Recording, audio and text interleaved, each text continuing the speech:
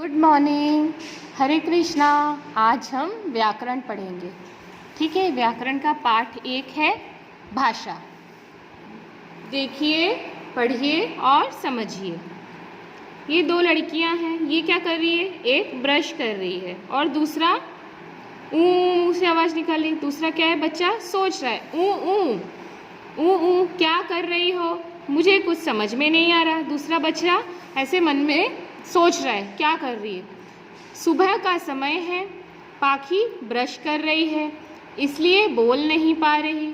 वह अपने भाई मनु को संकेत मतलब इशारा से पंखा बंद करने के लिए कह रही है, लेकिन मनु पाखी के संकेतों को समझ नहीं पा रहा। देखो, ऐसे दिमाग में सोच रहा है कि ये क्या कह रही है। देखो बच्चों, यदि परस्पर बातचीत न हो तो कितनी मुसीबत का सामना करना पड़ता है। अब पाखी ब्रश करके मनु से बोली, मनु पंखा बंद कर दो। अच्छा, अब मैं समझा कि आप पंखा बंद करने के लिए कह रही थी। पाखी ने अपने मन की बात बोलकर मनु को समझाई और मनु सुनकर तुरंत समझ गया, जो कि संकेतों से नहीं समझ पा रहा था।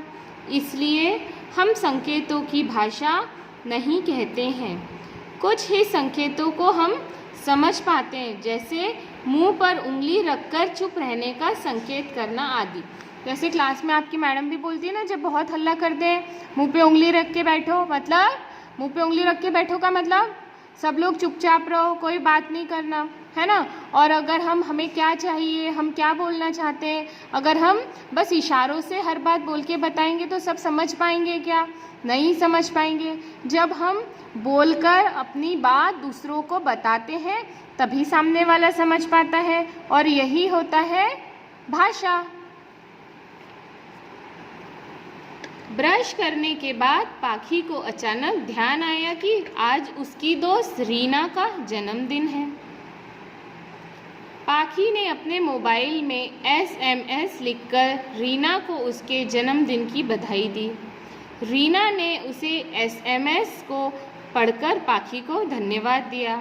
इस तरह हम अपने भावों को बोलकर, सुनकर, लिखकर और पढ़कर प्रकट करते हैं। अतः हम कह सकते हैं कि ऐसा साधन जिसके द्वारा हम अपने मन के भावों को बोलकर या लिखकर प्रकट करते हैं और दूसरे के मन के भावों को और विचारों को सुनकर तथा पढ़कर समझते हैं, वह भाषा होती है, भाषा कहलाती है। क्या है भाषा?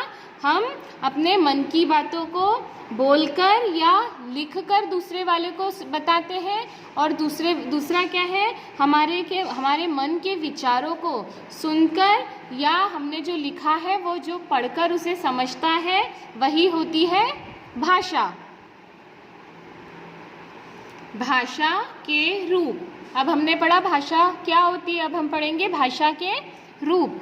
भाषा के 2 रूप होते हैं, क मौखिक भाषा, ख लिखित भाषा। कितने रूप हैं भाषा के?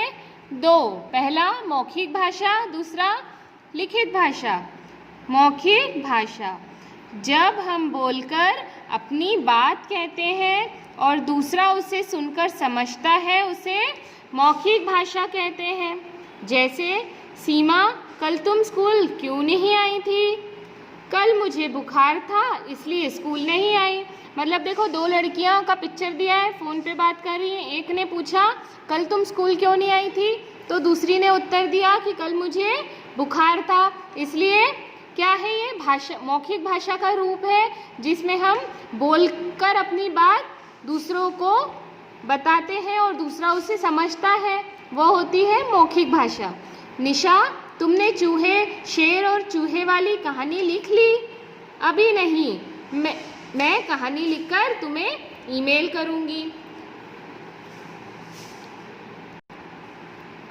ऊपर दिए गए चित्र में सीमा और निशा बोलकर तथा सुनकर अपनी बातों को एक दूसरे के पास पहुंचा रही हैं, अतः ये मौखिक भाषा है। मौखिक भाषा भाषा का पहला रूप है।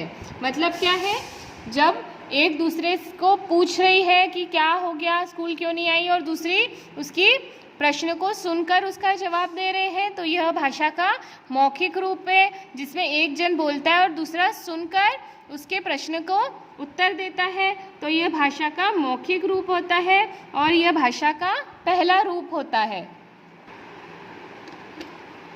दूसरा, लिखित भाषा।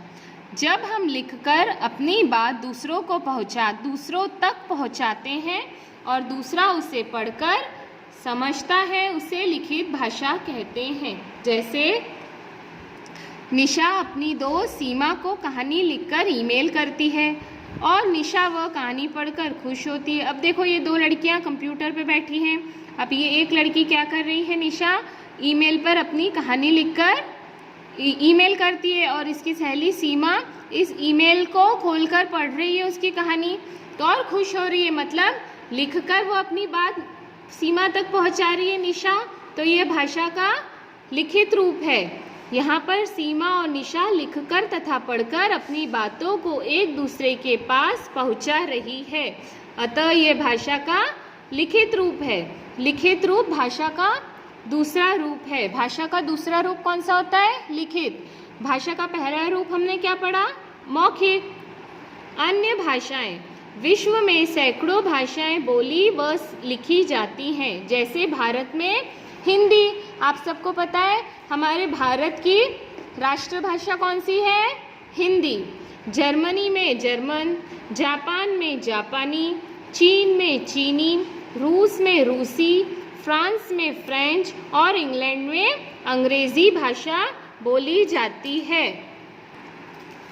भारत की राष्ट्रभाषा हिंदी है। आप सबको पता है ना हमारी राष्ट्रभाषा क्या है, हिंदी, और अंतर्राष्ट्रीय भाषा अंग्रेजी है।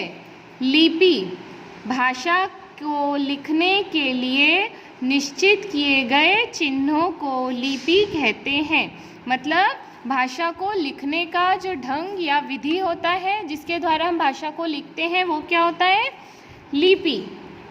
प्रत्येक भाषा की अपनी लिपि होती है। प्रमुख भाषाओं की लिपि इस तरह है। भाषा, संस्कृत, हिंदी और गुजराती। इसकी लिपि क्या है, देवनागरी। अंग्रेजी, अंग्रेजी की लिपि है रोमन। पंजाबी, पंजाबी की लिपि है गुरुमुखी। उर्दू, उर्दू की लिपि है फारसी। बंगाली, बंगाली की लिपि है बांग्ला। अब आप इस पाठ को पुनः एक बार फिर से पढ़ें। Thank you.